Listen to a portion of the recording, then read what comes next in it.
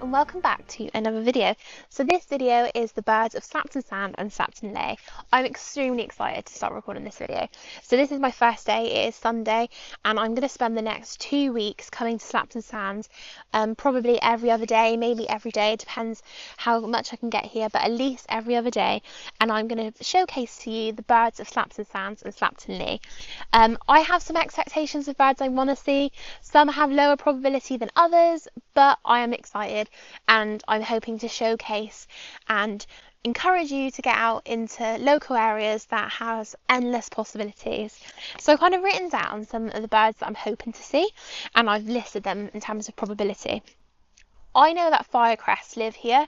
I think that that's a low to medium probability, but I'm excited to see if I can see them. Kittiwake. Kittiwake are uncommon visitors to Slapton Sands, I would say. I have seen them here on a number of occasions over the last 5 years, and I'd hope to see them again. And sandwich terns. Sandwich terns do live here during the summer, and they are usually here in quite high numbers. So I think that's a high probability, but it's still a bird that I really like to see. So I can't wait to take you along on this 2-week journey to see what we can see and showcase this beautiful, beautiful area. Don't forget to like, comment and subscribe, and I am excited.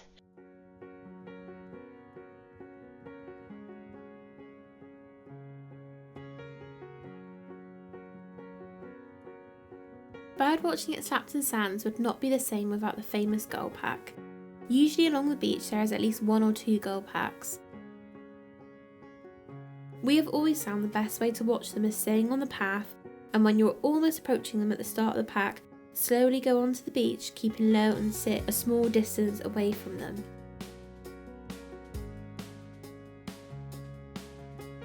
The gulls are quite skittish at times, and they often get disturbed by members of the public.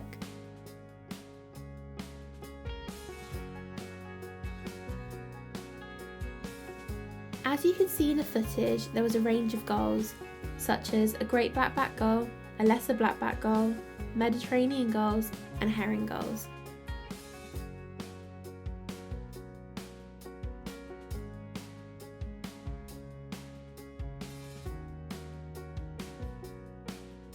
This stunning lesser black-backed gull stood out instantly because of its size, dark back and bright yellow legs.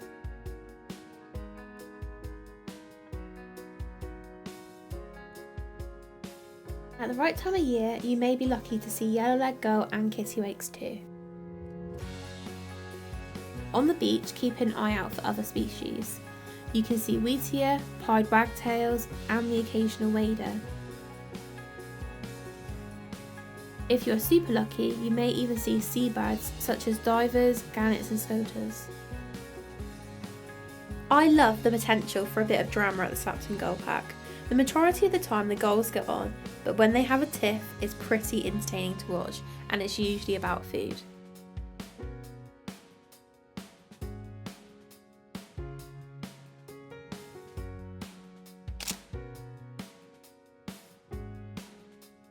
Next up, we spotted a stunning adult kittiwake on the beach. It looked pristine. Over our time at Slapton, we observed at least 3 kittiwakes.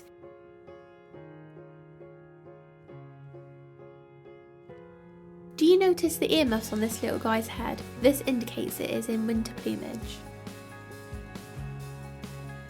Whereas this one has a pure white head, which is summer plumage.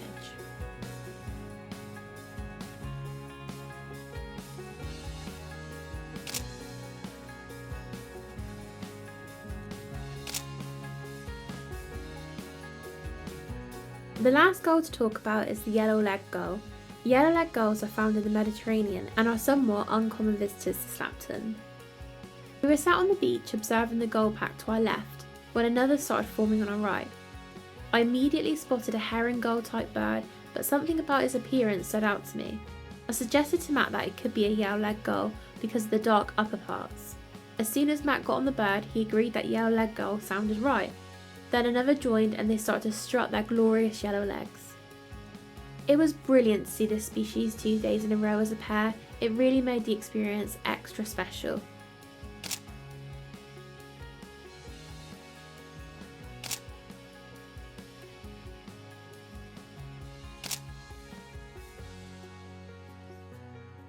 Occasionally there are waders on the beach.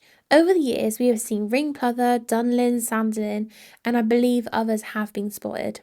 On at least 3 visits we saw this lovely group of sanderling on the beach. At one time they landed right in front of us and started feeding.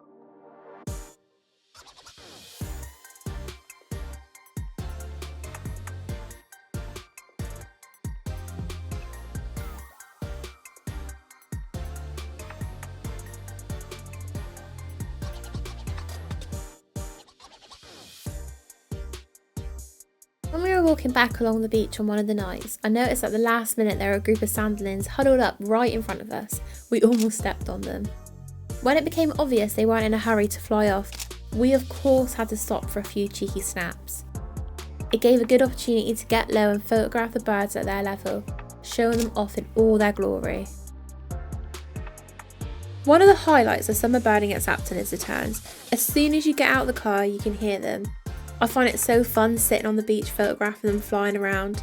It is super tricky to get footage of them flying. It's so cool watching them go high in the sky and dramatically diving into the water. At some points during our visit, they did land on the beach in front of us for a small amount of time. We observed a mix of common and sandwich terns. To my knowledge, a range of terns have been observed at Slapton Sands, such as Arctic tern, black tern and rosette tern.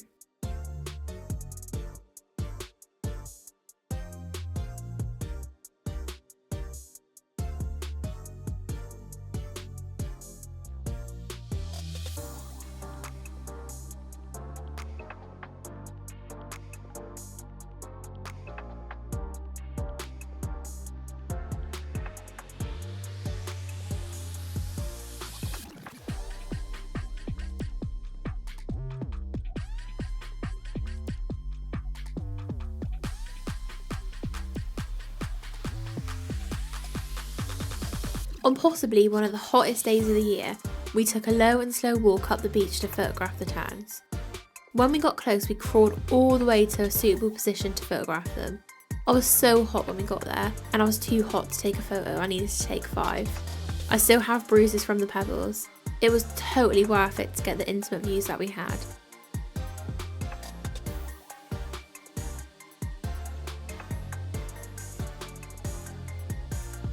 It looks like this little guy still has a bit to learn from its parents. It definitely got tricked into flying off and it flew off without the rest of the clan.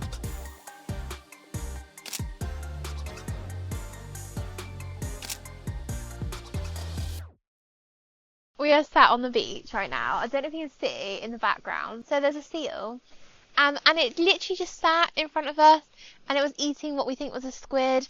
Oh, it was so cute. And it's just having a good time.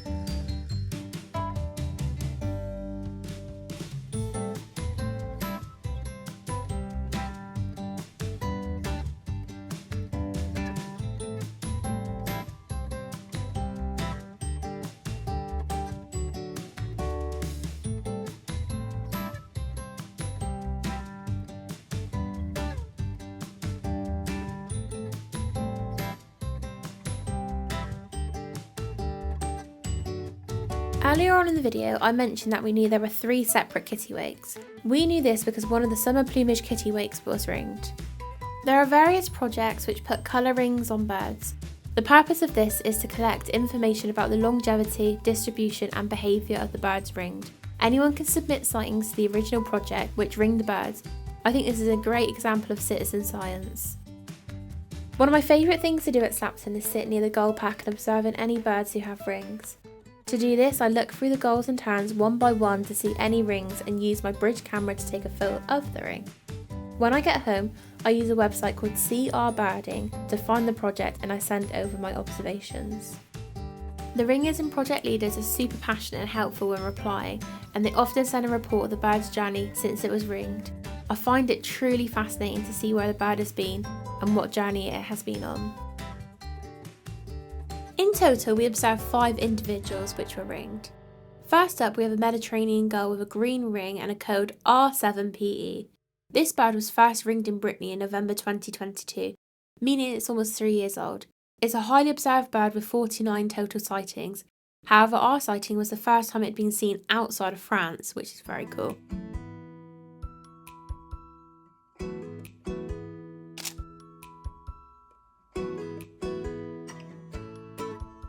Next, a great black-backed gull which was ringed on Alderney in 2023, making it just over 2 years old.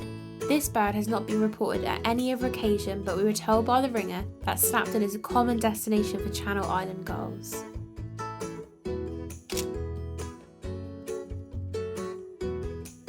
The third ringed bird we saw was a sandwich tern. This was exciting because we had not seen a ringed tern before. This tern is very young, having been ringed in Solent in June this year and spent most of July at Dawlish Warren, which is about 20 miles north of Slapton. We haven't received reports back from the other 2 ringed birds we saw just yet. One was a Mediterranean gull which was ringed in the UK, but we're not sure when or where. The other was a kittiwake, which is also the first of this species we've seen ringed. The project which ringed this bird is based in Brest, France. Overall, it was thoroughly exciting to see so many ringed birds in one location.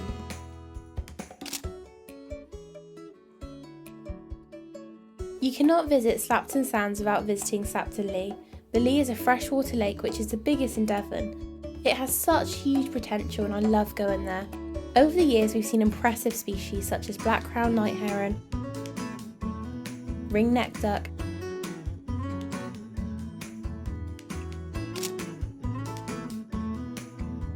and osprey.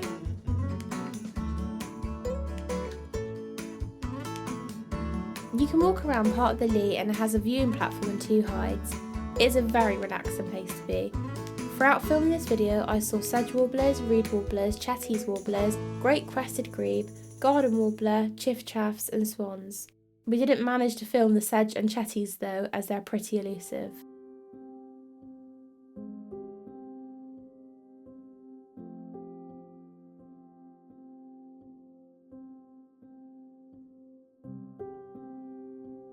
We saw this little bird and we weren't really sure what it is.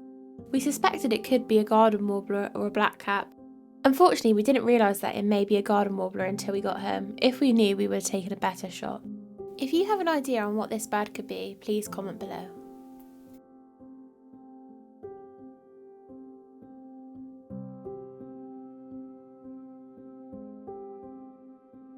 There was a blackcap in the same area, but we are pretty confident that they are 2 different birds.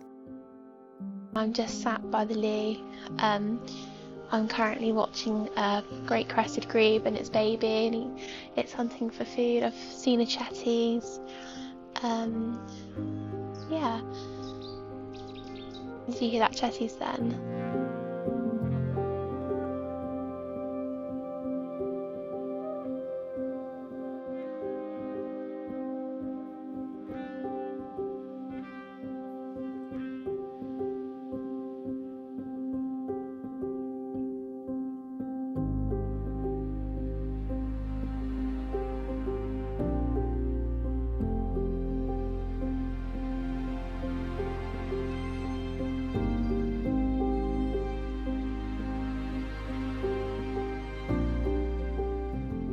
So another bonus of coming to Slapton is this little gem called Coleridge Dairy. It is 24 hours and it's self-service milkshakes, and the milk is literally from the farm right there. It is amazing. And so we've got winterberry, milk, blue raspberry, milk chocolate, strawberry and biscotti. I don't know what to go for. I don't know if to go for just plain milk or strawberry. For a 1 litre milk it's $1.20, and for a 1 litre milkshake it's £2, which is incredible considering the cows literally are just right there. What should I go for? What were the options? Well, I only like strawberry or milk. Go strawberry. Okay, so I'm going to go for strawberry, and it's large, and you literally just pay by contactless, and it comes out of there. and then you press to fill.